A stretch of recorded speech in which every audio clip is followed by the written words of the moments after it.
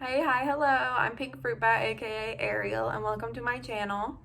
Today I'll be talking about social anxiety, my story, and some tips for you if you also have social anxiety. Even from a younger age, if my sister missed school, I would want to miss school because I didn't want to sit alone. Even though I had friends and I was not a shy kid at first, I gradually became one. I also had OCD. In second grade, I started washing my hands a little too much, and I still do it to this day. My hands are rough right now with the cold weather and the constant washing hands. I know it might be kind of gross, but I have to wash my hands a lot and I didn't do it for this video, so I apologize. But I went to school and my teacher was like, "What's wrong with your hands?" And I guess she called my parents or something, I don't know, or my parents just really noticed it because they were bloody. As the years continued, I was bullied, which gave me even worse anxiety, and I was also kind of getting depressed. I was only in 5th grade when I had super duper anxiety, and I struggled with my mental health all throughout middle school, and I had so much anxiety during middle school. I left for a year in 7th grade and had selective mutism. Didn't even know that had a term until recently. I thought I was some kind of freak because I couldn't talk. I literally could not talk. Charlie's looking at me like, "Mom, you're talking right now. You keep talking and you're stressing me out." But I literally couldn't talk. I just barely spoke, and it was a really dark time in my life. I had a few friends, but I was bullied a lot. And I came back and I was bullied some more. I came back to my original school in 8th grade and was bullied too. But I was definitely in a better headspace. I still had major anxiety and missed so much school because of my anxiety, which sucks for someone who has it because you're like, "I don't want to go." And there's nothing you can do because, like truancy, I would come home and I would go over everything that happened that day, everything I did wrong, everything that could go wrong, every possible scenario. And I probably drove my mom crazy. So I get into high school. I still have anxiety. I am more depressed than ever. Great. I was not the type to talk to my friends about it. So many classes gave me horrible, horrible anxiety every day. I missed a lot of school. I just could not handle it. I felt like I couldn't breathe. Situations I can't control just gave me this overwhelming anxiety. And I still get anxiety when I have to go to the doctor or a dentist or a hairstylist, just situations I'm not always in and used to. I do it anyways, but it does give me a lot of anxiety where I have to breathe a lot and remind myself that it's going to be okay. It's going to be fine. Everything's okay. I had been to different schools in the past and I had a lot of selective mutism moments where I just could not speak, which made me feel like a freak because it's not talked about and you usually don't know that's a thing. At the time, I could not go to another school. I was so scared. I dropped out, did online school, could not learn online, dropped out of that. This was during my teenage years, and I was totally a hermit. I really did not leave the house, and I was worse off than ever. I would not go into stores. I would not meet new people. I would hide in my room if somebody was over. I could not meet them. I couldn't even go into a dollar store because I was so scared of how people perceived me. I moved with my mom and sister 3 hours away. We still live in Kentucky, but we live in the northern part now. I got my GED. I went to classes. I was so scared. I was terrified. I was really shy, but I was nice.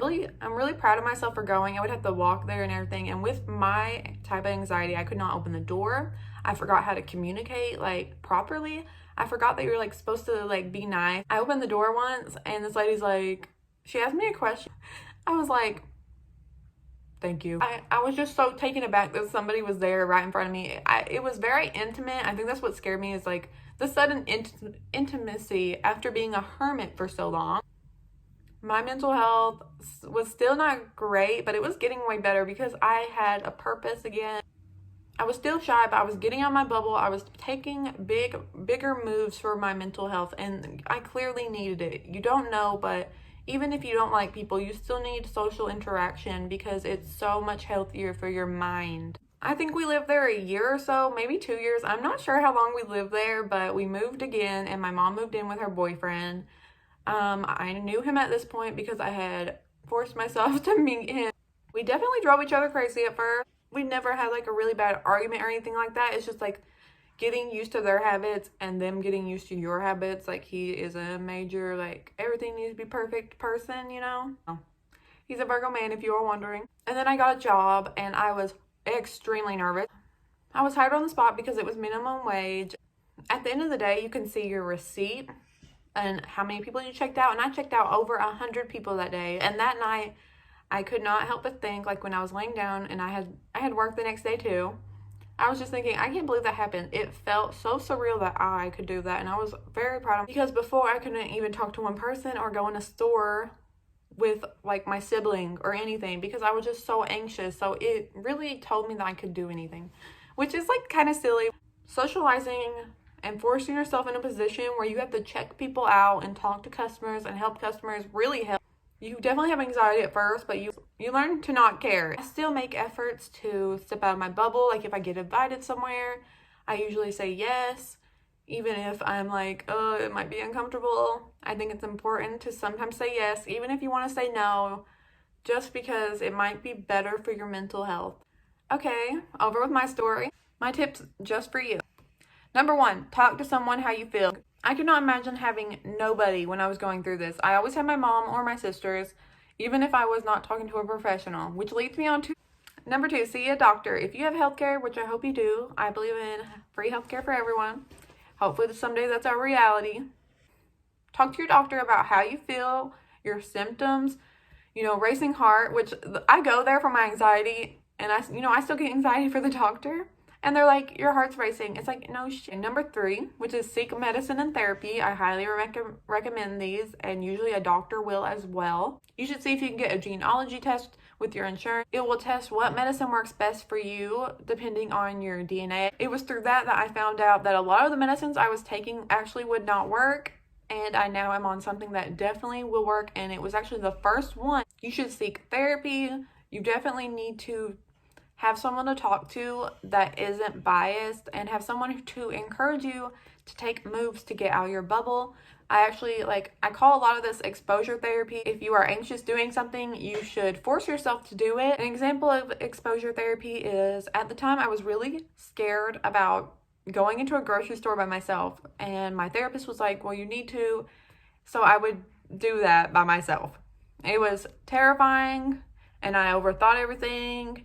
And I would get so nervous when people would look me in the eye, and I don't get nervous anymore. If you're shy, don't be like, I wish I was like the way I was before. Like, don't wish that you were someone you're not anymore, because you're not that person anymore. I definitely had a hard time letting go of the past and who I used to be. Like, I used to be all smiley and stuff, and I used to be more fun, and like I was like, why was I so fun with my friends back in the day, and now I'm not fun at all. But I think it was definitely a depression. I just had to be kind, and I had to realize that that's all that matters, is being a nice person. And I just want you to know that you don't have to be perfect, and you don't have to be the outgoing, cool person or the fun person that walks in a gas station and everybody seems to know. You don't have to be that person. Okay, another tip I have, and I know a lot of people are going to hate me, but it's exercise. I feel like walking can definitely help you enjoy the world, and it releases endorphins, and just, I don't know why, but exercise really helps the mental brain. Anyways, I hope you took a lot from that. I hope you enjoyed hearing my story. Just know that you are gonna get through this. If I could come out of being a hermit and feeling like the lowest of the low, you can do it. You will not have all this anxiety forever. You just need to make the scary steps. I mean, like going down basement stairs on a horror movie kind of steps, because you're that scared, but you can do it, and you can tackle that anxiety monster, I promise. I know it feels impossible, but it really times a billion helps. Thanks for watching my video. I hope you enjoyed hearing my story with anxiety. Leave some feedback below. Please be kind. I'm like, should I? I'll be talking about OCD. Oh, it's like, well, why are there lines on my hands? Most kids probably aren't thinking about why the hell you have lines on your hands. And Disney's germ commercials certainly didn't help, and I literally could not talk. Charlie's looking at me like, Mom, you're talking right now. Charlie, no, that's not yours. Check my little stuffed animal, because my girl dog does not like men. He bought her. If you are wondering. No, Charlie, go lay down. No. Charlie! I'm gonna answer this and then we'll go outside, okay?